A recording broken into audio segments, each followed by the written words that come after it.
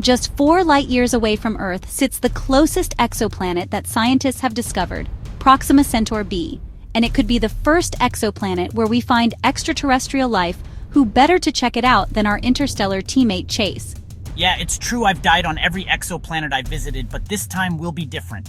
Your death count is well above average.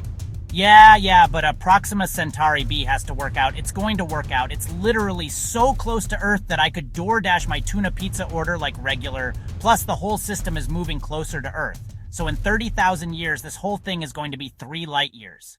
The bad news is after another few thousand years, Proximus and/or b will move further away from Earth and HH Andromeda will become Earth's closest star besides the Sun, and unfortunately that star doesn't have any planets. Why do you have to be such a bummer all the time? Even though Proxima Centauri b is in the closest star system to us, it's still far away.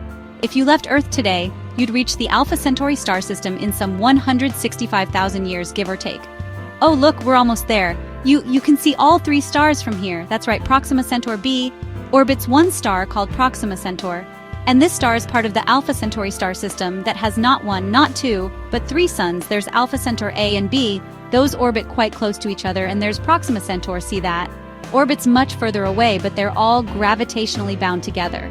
It's kind of like how Rico and I are 2 PEs in a pod. We're just really close and cool guys together, and Peter, he's just around, and we'd like him to stay all the way over there. Computers have no loyalties or emotional affiliations. Wow, Rico, ouch, whatever, man, just initiate landing on Proxima Centauri b.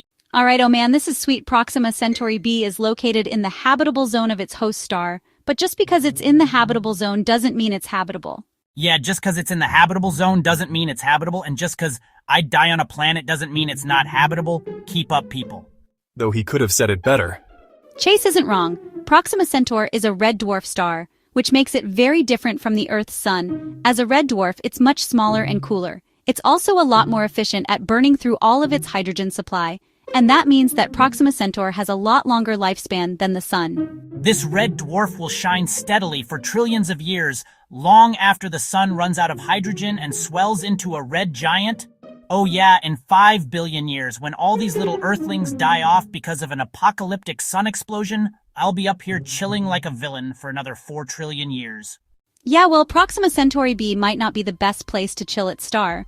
Proxima Centauri only gives off about 0.1% of the sun's brightness. That means that Proxima Centauri b has to orbit much closer to its star to get enough energy to potentially support life. And being too close to a red dwarf star comes with some dangerous... Don't tell me the solar flares. I always forget about the solar flares. That's right. This red dwarf star gives off deadly, unpredictable blasts of extreme radiation. These eruptions carry so much energy that they could strip away the planet's atmosphere. No, why does everything always have to have a downside? No, why can't life just be good for once?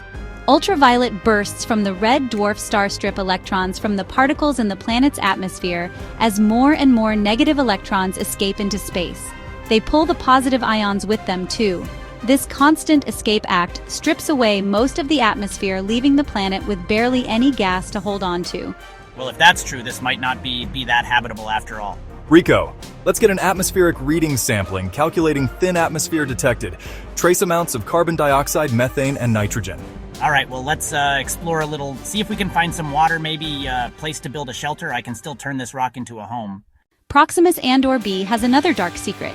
It's tidally locked with its star O, which means the planet rotates at the exact same rate that it orbits around Proxima Centauri. Only one side of Proxima Centauri b is facing its star, and that side is forever exposed to light, the other side shrouded in endless darkness. Well, that's pretty dramatic, right? I have to choose my spot carefully.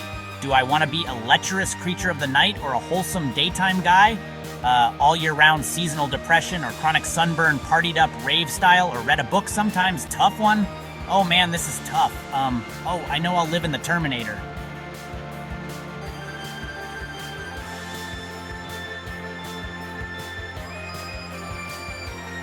Zone. The Terminator Zone is the area between the day side and the night side of a planet. Earth has one too, but it's constantly moving on a tidally locked planet. Like this one, the Terminator Zone stays in place. It should have a more moderate temperature and easy access to both sides of the planet. It may also be where I can find water, and don't even get me started on the fact that the Terminator Zone is the most habitable place on this whole planet. Just doesn't make sense. Terminator owns Stella Vista, baby. Who is your daddy, and what does he do? Get to the chopper, get to the chopper, get to the chopper. Arrived at the Terminator Zone. The Earth's Terminator or Twilight Zone stretches around 60 kilometers now. If Proxima Centauri b has a thin atmosphere, its Twilight Zone would be a little smaller, still good enough to build my shelter. All right, let's get to work.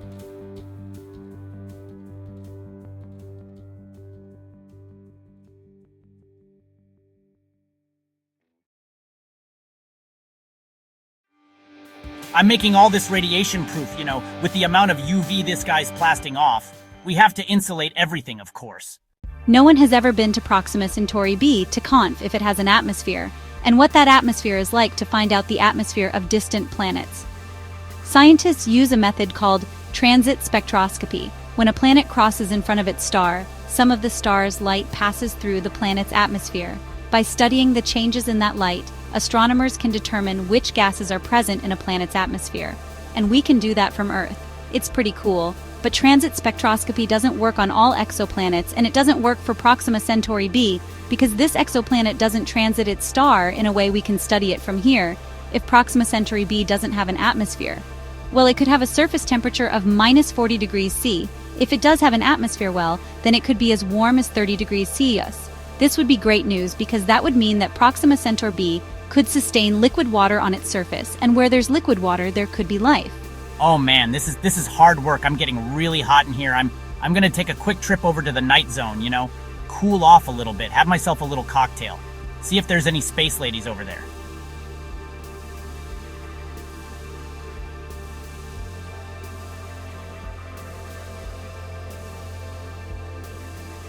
Okay, well, I cooled off. I don't know where I am. It's super dark over here, and I can't see anything. Rico, can you direct me back to the Terminator Zone, please? The Terminator Zone is 5 kilometers north. Okay, which way is north, Rico? I can't see anything. Which way is north, Rico? I don't have a map. I can't see anything. There's no rocks. There's no sun. Which way is north, Rico? I'm going a route program. I get back to the spaceship. I'm gonna make you not such a loser. You know what RU probably stands for? Really annoying. Help anyone. Rico Peter, even he's not answering. All right, guys, get in the comments, figure out which way is north. Okay, I can tell you that this way isn't north, so help. Okay, well, it looks like we lost Chase to the darkness of Proxima Centauri b, which is too bad. He doesn't actually come back unless he dies. Oh god, I made it. Oh, I thought I was doomed back there, stuck to wander in some sick cosmic purgatory for all my life. Oh, I need to take some sort of, daytime mental health break. Rico, get me my relaxing chair. That's beauty. He should have stayed in the Terminator Zone. A blast like that, straight to the face. The heat and radiation would cook your insides in a second.